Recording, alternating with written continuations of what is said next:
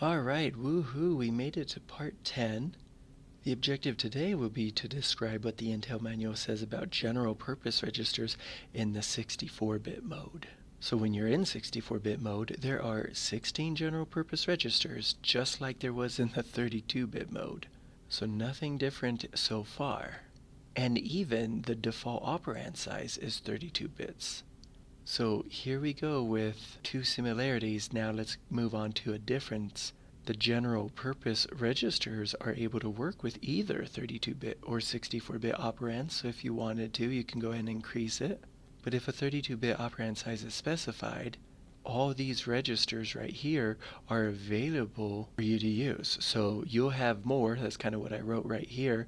Like, you can still see the EAX register, though it's a 32-bit register, you can still see it even if you're working with a 64-bit program. It would just be an immediate hint to you that what you're looking at is operand sizes of 32 bits. So what I did here is asked what registers are available in 64-bit mode. You can go ahead, if you're following along at home, and write down every single one of these registers.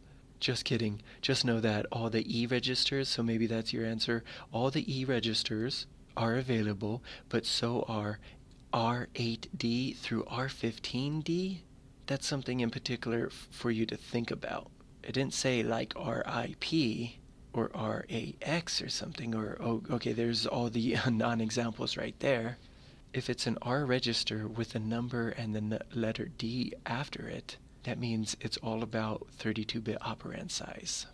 So my question, what is a signal you're working with a 32-bit operand size while being on a 64-bit machine? Those registers right there are the signal. So if a 64-bit operand size is specified, here's all the registers available for you to do that.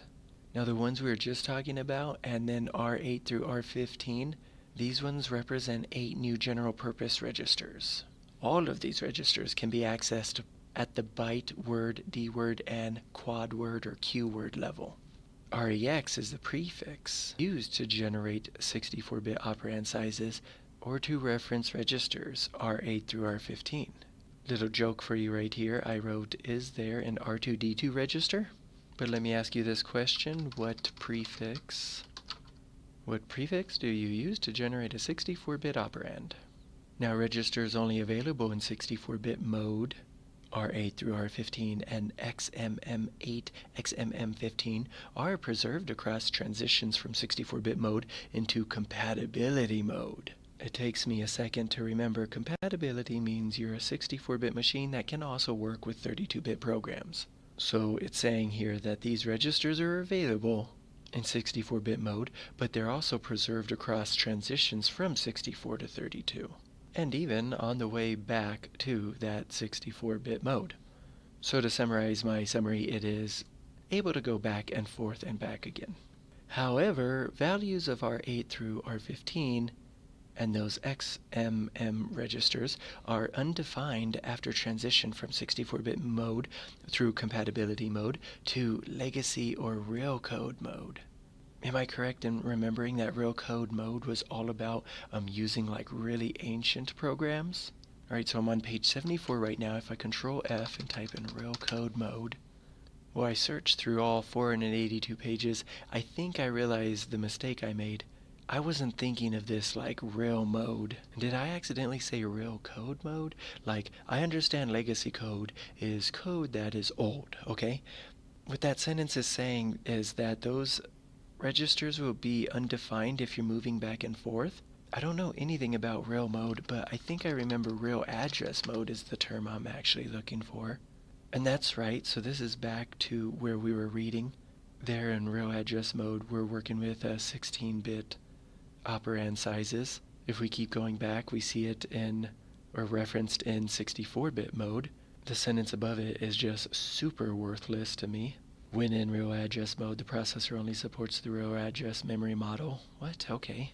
But here we go. This is what clued me into real address mode is all about old stuff. Because in this paragraph, this memory model is being used for the Intel 8086 processor, and previously I told you guys it had been a processor that came out in 1978. This is still supported when you're in compatibility mode. Okay, so back to where we were.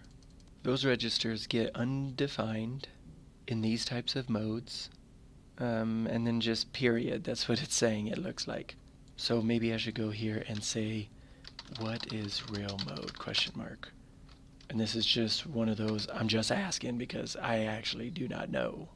But let's finish this video up with a chart. You might notice I'm starting to try to color code these segments I'm doing. The chart starts with these register types, so you got your byte, your word, your double word, and your quad word. And if you're using these registers without the REX prefix, like this is what you're referencing. But if you're using them with REX, you can make reference to all these additional registers, it looks like. I had to ask the question though, is a double word 32 bits? Interesting research, I found out that a double word could sort of be like whatever the CPU maker wants it to be, or maybe like even the programmer, but essentially it goes in a very understandable pattern here. A byte register is just so obviously 8 bits. That makes sense. 1 byte is a 1 byte register.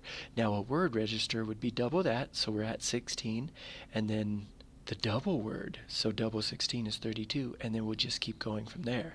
As you can see, a 64-bit register is just not available without the REX prefix, because REX is talking all about 64 bits. Now I really like this paragraph. It said that in 64-bit mode there are limitations on accessing byte registers. An instruction cannot reference legacy high bytes. So there's your examples, all the high bytes. One of the new byte registers at the same time. However, instructions may reference legacy low bytes and new byte registers at the same time.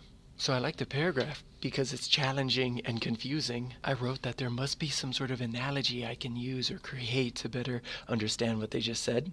For the sake of time though here, I'm just going to skip it. It finishes by saying that the architecture enforces this limitation by changing high byte references to low byte references. So these low byte registers, the low 8 bits on the low registers are RBP and so on. Now when in 64-bit mode, operand size determines the number of valid bits that is in the destination general purpose register. So very simple sentence following a very complex paragraph. So thanks for taking it easy on me, Intel. Like you're not going to punch me in the face without giving me a hug afterwards, thanks.